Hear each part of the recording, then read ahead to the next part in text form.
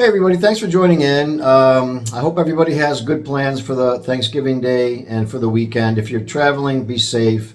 Be cautious out there. If you're flying, get to the airport early because as everybody sees, there's tons of the backed up lines and canceled flights and everything. So whatever your plans are, be careful this weekend and enjoy them with family and friends. We all have a lot to be thankful for. I know I do. But let's get to the big game on Friday. The New York Jets are playing Miami Dolphins on Good Friday. The first time the NFL has ever had a Good Friday game.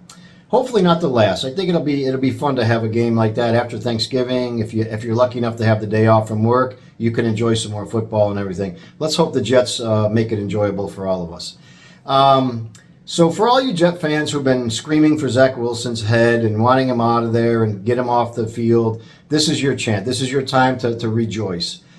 Tim Boyle is going to be our starter on Friday against the Miami Dolphins.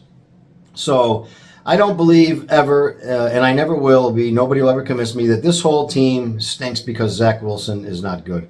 Zach is definitely, he needs a fresh start somewhere. He needs to reevaluate his NFL quarterback capabilities. I don't know what's wrong with the kid, but he does seem to not read defenses quite well yet. He has those moments when he does one of these plays where you go, this is why we drafted him.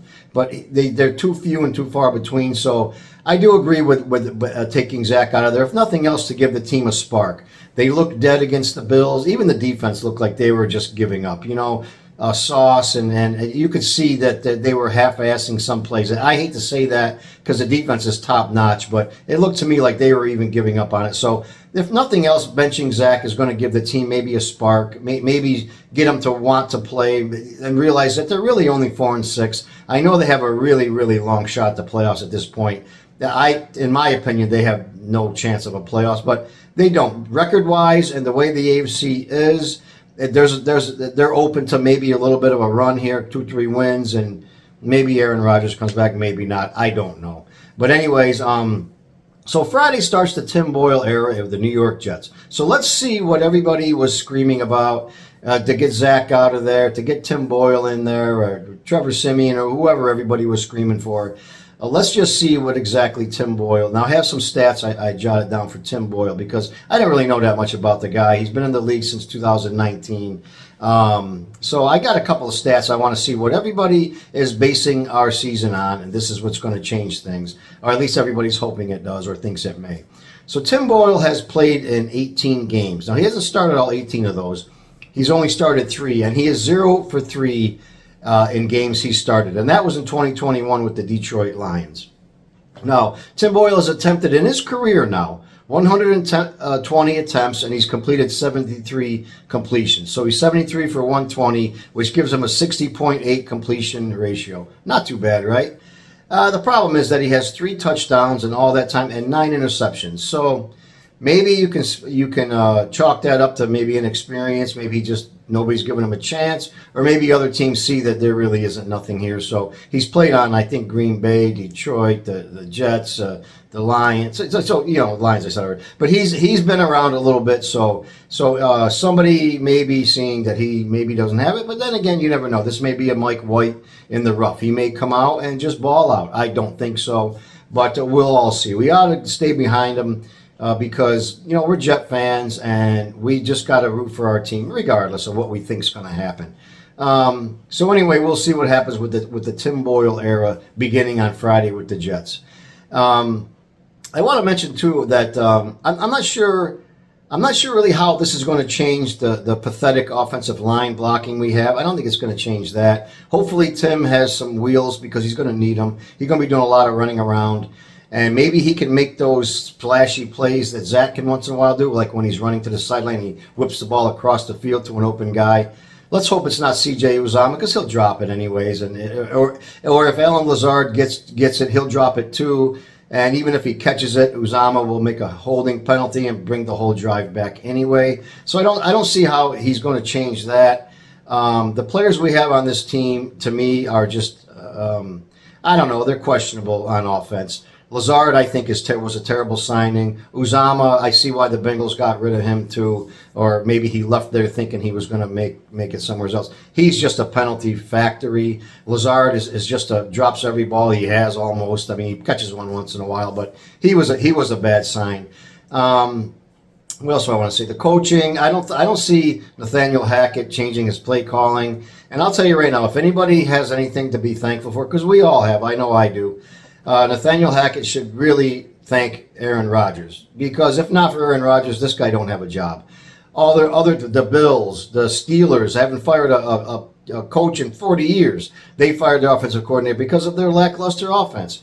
The Jets are going to roll with this guy because, quite frankly, Aaron Rodgers is the boss of the team. He got the guys he wanted, the players he wanted, the coach he wanted. This guy's going nowhere. So if anybody has anything to be more thankful for than anyone in this world, it's Nathaniel Hackett, because if not for Rodgers, this guy doesn't have a job. He's absolutely pathetic. He's terrible. Play caller, offensive coordinator, call it what you will. So let's see what happens. Maybe they'll have something. Maybe Tim Boyle will come out and just all of a sudden be like, wow, this guy, where's he been his whole career? I doubt it. I'm thinking not. But anyways, I'm a Jet fan, so obviously I'm going to hope for the best. I guess I'll make a prediction of the game. I don't like to do that. Like I say in all my videos, I predicted the Jets were going to lose to Buffalo, and they did. But this time I'll make a prediction for everybody. I don't mind doing it. I'm just being realistic here and being honest. The Jets have no chance of winning this ball game. The only thing I'm hoping, I've got a bunch of my friends are coming over to Jet fans to watch the ball game with me. The only thing we're kind of hoping is they don't embarrass themselves again, because it seems to be something that's happening lately. They're just playing embarrassing football. So I just hope that they play good. Because everybody's watching this game. This is a Friday game. There's not a Sunday game. You can say the whole country, anybody who's a football fan is going to watch this ball game. So let's hope the Jets don't come out there, step on their tongues again, embarrass themselves like they have the last 2-3 games they've played. But quite frankly, the Jets have no chance of winning this ball game against the Dolphins. I'm going to make a prediction. I'm going to say maybe the Dolphins score 35-32. Maybe the Jets squeak out maybe 13, 14 points, somewhere in that area. I just don't think it's going to be a close game. The defense will hold them in there maybe for the first half. But that's when Tua and those guys seem to, they'll come out of the shell. The defense will start to get gassed.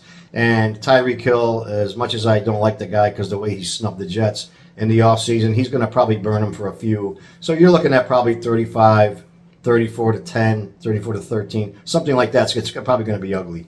But I hope nobody hopes I'm wrong more than I do. I don't want to see that. I want to see the Jets kick their ass. Unfortunately, I don't think that's a possibility. So listen, everybody have a great Thanksgiving, good weekend, safe weekend, and we'll watch the ball game, and then we'll all get together and talk about it afterwards. Other than that, please like my video. Subscribe to my channel, helps me out a lot. And leave a comment below if you got anything to say. I appreciate hearing it. And everybody have a great day, great weekend, and we'll talk to you soon. Bye now.